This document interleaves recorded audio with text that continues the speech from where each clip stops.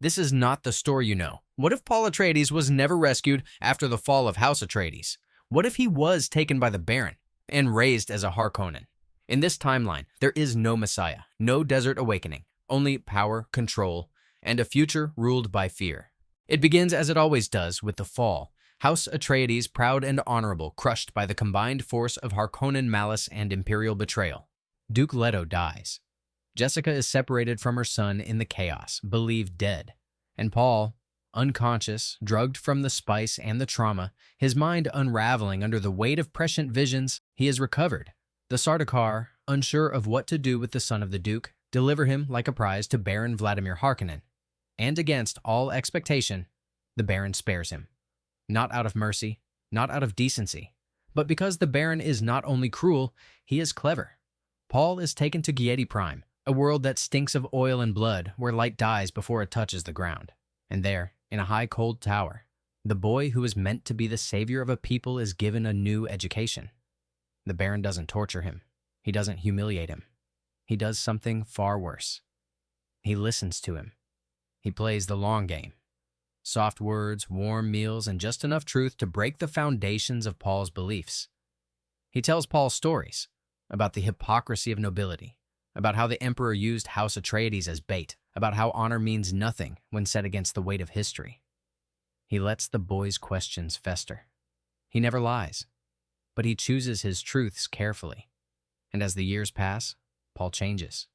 He's still brilliant, still haunted by dreams, by glimpses of what might have been.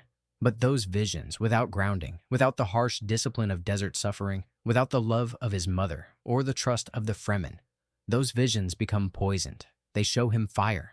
They show him blood. They show him an empire in chaos, begging for direction. And slowly, Paul begins to believe that perhaps he is not meant to save the galaxy. Perhaps he's meant to rule it. The Baron introduces him to Feyd-Rautha.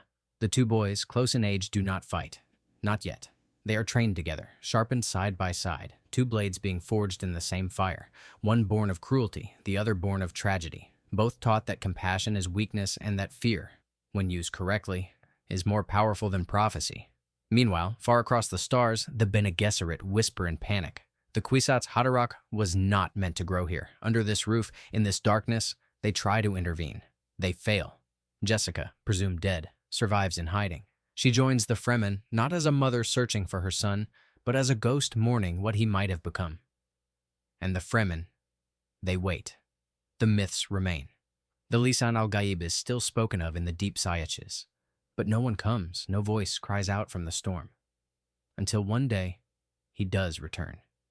He does not come to be found. He comes to take. At the age of 21, Paul Atreides, dressed not in stillsuit and sandcloak, but in the red-black garb of House Harkonnen, descends upon Arrakis not as a savior, but as an executioner. He brings war machines, Sardaukar reprogrammed to obey, and a voice, cold, calm, terrifying. He offers the Fremen peace, not freedom, not equality, peace, under his rule. Most refuse. And so, one by one, the Sayaches fall. Jessica confronts him in a canyon where the wind still remembers their escape. She calls to him, "My son." He looks at her, and for a brief second something ancient and fragile flickers behind his eyes. But then he says it. "I am not your son. I am the son of history." And he walks away. He kills the Baron, of course. No tyrant allows another to share the throne forever. He poisons him quietly, without ceremony. Not as an act of rebellion, but inheritance. Feyd challenges him, finally, in single combat.